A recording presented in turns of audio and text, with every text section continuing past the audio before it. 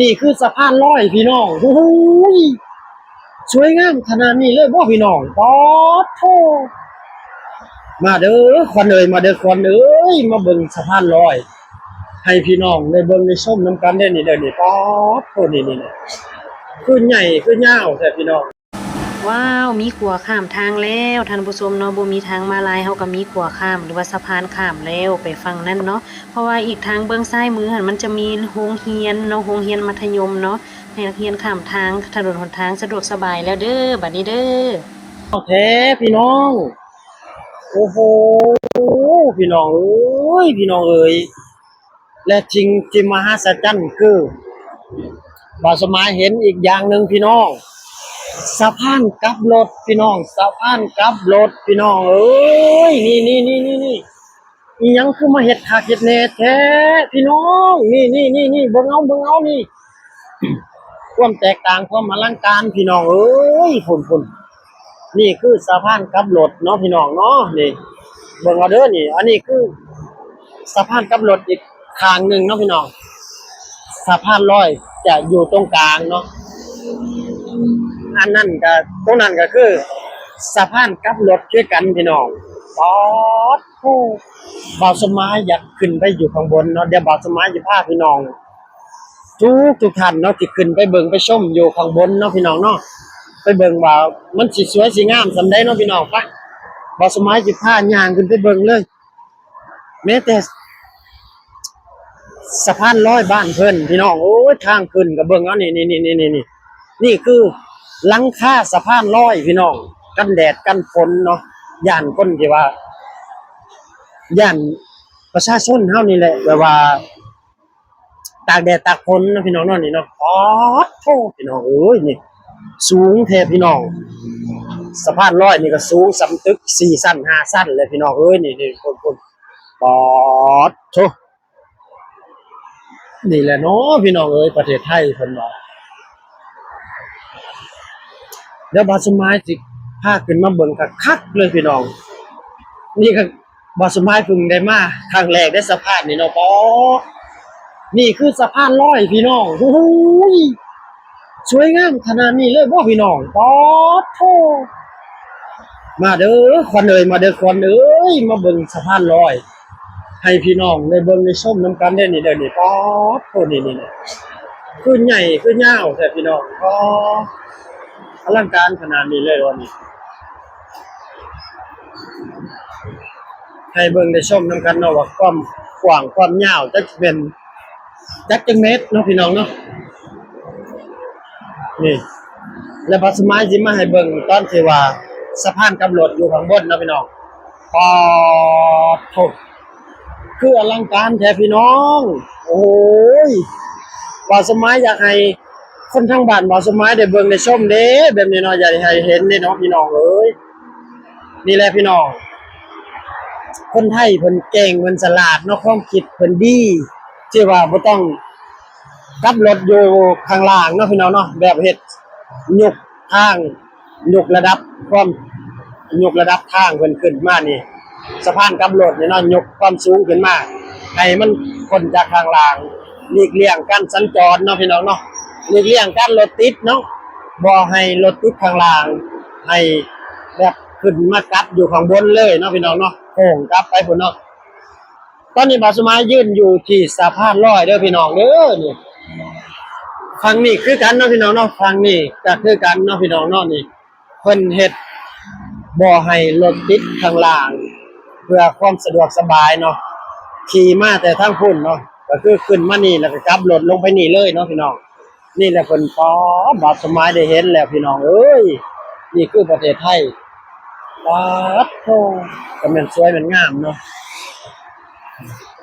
เห็นแล้วออนซ่อนถนนบ้านเพิ่นอีหลีพี่น้องเอ้ยนี่แหละ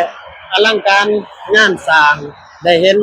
นี่พี่น้องบ่าวสมัยสิให้เบิ่งอีกอย่างนึงเนาะจุดๆนึงนี่คือกล้องวงจรพี่น้องนี่เพิ่นติดไว้เฮ็ดหยังอันนี้พี่น้องเพื่อว่าเกิดเหตุหยังขึ้นมาอยู่บนถนนเส้นนี้เนาะกล้องวงจรตัวนี้ก็สิจับภาพได้เนาะพี่น้องเนาะนี่เนาะนี่คือกล้องวงจรเนาะพี่น้องโอ้ความเพิ่นเฮ็ดละเอียดเลยเนาะความปลอดภัยมา ความปลอดภัยของเพิ่นนี่มาอันดับหนึ่งแน่นอนพี่น้องบ่สมัยเห็นสะพานลอยเพิ่นนี่โอ้ยพี่น้องเอ้ยนี่อีหยังคือมากว้างคือมาใหญ่คือมายาวแต่พี่น้องเอ้ยบ่ต้องย้านว่าฝนสิมาตกห่ำหัวเฮาเนาะคืออยู่ในสะพานลอยนี่แดดก็บ่มีเด้อพี่น้องฝนก็บ่ต้องย้านว่าฝนสิตกห่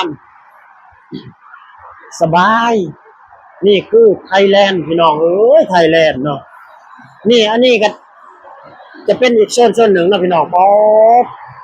เป็นเฮ็ดสะพานกับรถนี่หลอดไต่ทางด่วนเฉยนะพี่น้องโอ้นี่แหละพี่น้องเบิ่งเอาเด้อนี่ป๊อปโคนี่อลังการสำใดพี่น้องเพิ่นถนนของเพิ่นนี่เนาะโอ้ยได้เห็นแล้วเจริญหูเจริญตาอีหลีบ่สมัยนี่ได้มาอยู่ประเทศไทยนี่ขอบคุณประเทศไทยที่ทำให้บ่าวสมัยได้มาเห็นแต่สิ่งงามๆสิ่งดีๆเนาะพี่น้องเนาะแต่ว่าบ่าวสมัยมาอยู่ประเทศไทยก็หลายปีเนาะได้เห็นถนนหนทางบ้านเพิ่นแหละออนซ่อนอยากได้เมื่อบ้านนี่คือถนนกับรถเนาะพี่น้องเนาะนี่โอ้เพิ่นเฮ็ดเนาะเฮ็ดอิหยังกระเดียกกระดอแท้เนาะพี่น้องเอ้ยมาจากทางนั้นก็เข้ามานี่เนาะพอเพิ่นแยกมาคักกะเลยพี่น้องเอ้ยนี่เพิ่นก็แยกคักแยกแหน่เลยเนาะเบี่ยงหันเบี่ยงนี่เนาะถนนบ้านเพิ่นขึ้นมาหลายแต่ว่าหลายอลังการขนาดเลยบ่นี่โอ้เบิ่งเอานี่โอ้ครับโอ้แยกไปหันแยกไปนี่เนาะพี่น้องโอ้ยบ่สมัยเห็นแล้วออนซ่อนอีหลีคลิปนี้บ่สมัยอยากให้พุ่นแหละถ่ายทอดไปฮอดบ้านฮอดช่องบ่ของบ่สมัยอยู่พุ่นแหละเนาะพี่น้องเนาะให้เพิ่นได้เบิ่งได้ชมได้เห็นแหละเพิ่นก็ดีใจเนาะคือบ่สมัยถ่ายคลิปก็บ่ได้ว่าอยากมาอวยประเทศไทยบ่สมัยบ่ได้อวยเนาะคือมันคือเรื่องจริงเนาะพี่น้องเนาะนี่เรื่องจริงเลยบ่สมัยบ่ได้อวยแล้วก็บ่แม่นภาพ AI นี่สะพานลอยบ่สมัยยืนอยู่นี่ก็คือสะพานลอยจริงๆพี่น้องเอ้ยนี่เนาะนี่ป๊อดโทษพี่น้องเอ้ยเห็นบ่พี่น้องเห็นบ่สมัยบ่ได้อวยเด้อบ่ได้เปรียบเทียบเด้อบางคนก็ว่าบ่สมัยเจ้าเอาถนนไปเปรียบเทียบแนวนี้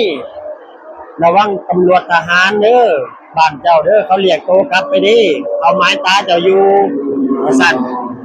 บ่สมัยก็เลยว่าอันนี้ก็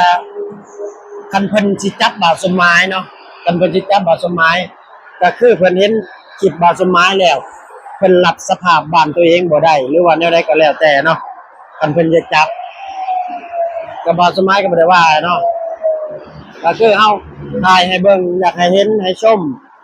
กับสิ่งที่แปลกหูแปลกตาเนาะพี่น้องเนาะความเจริญหูเจริญตาเฮาบ่ได้ว่าสิไปประเทศเฮานี่ล่มจมเนาะเฮาก็เว้าในสิ่งที่เฮาเห็นในสิ่งที่เฮามีบ้านบ่าวสมัยถนนยังเป็นหลุมเป็นบ่ออยู่เนาะ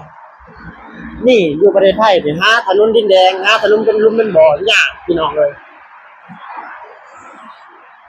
เบิ่งแม้แต่สะพานลอยนี่ยังกินขาดเลยนี่สะพานลอยข้ามถนนนี่จักเมตรแต่ว่าบ่ต่ำกว่าโอ้200 300 เมตรมั้งนี่แม่นบ่พี่น้องนี่ว่าบ่าวสมัยว่าบ่นี่ถนนก็กว้างถนนก็ใหญ่บัดนี้สะพานลอยก็ยาวอลังการพี่น้องโอ้ทุกนี่โอ้ยงามอีหลีเนาะเบิ่งภาพเนี่ยนี่ให้พี่น้องเบิ่งให้พี่น้องชมนํกันดีว่าสวยงามส่ำใดเนาะพี่น้องเนาะเห็นแล้วก็คิดแนวใดคิดเห็นแนวใดก็คอมเมนต์มาบอกบ่าวสมัยหน่อยเด้อครับเนาะอันไหนบ่ถูกอันใดผิดพลาดบ่าวสมัยก็ต้องขอโทษขออภัยพี่น้องทุกท่านเนาะฝากพี่น้องเบิ่งคลิปของบ่าวสมัยก็ตัวใดบ่าวสมัยเฮ็ดเว้าบ่ถูกก็คอมเมนต์มาบอกมาสอนมาตักเตือนบ่าวสมัยได้เนาะพี่น้องเนาะบ่าวสมัยก็จะเอาจุดนั้นไป ปรับปรุงแก้ไขอันนี้มันเว้าก็คือบาสมัยกันต้องขอโทษขออภัยเนาะพี่น้องแต่บาสมัยที่มาถ่ายคลิปให้เบิ่งให้ชมนี่คือ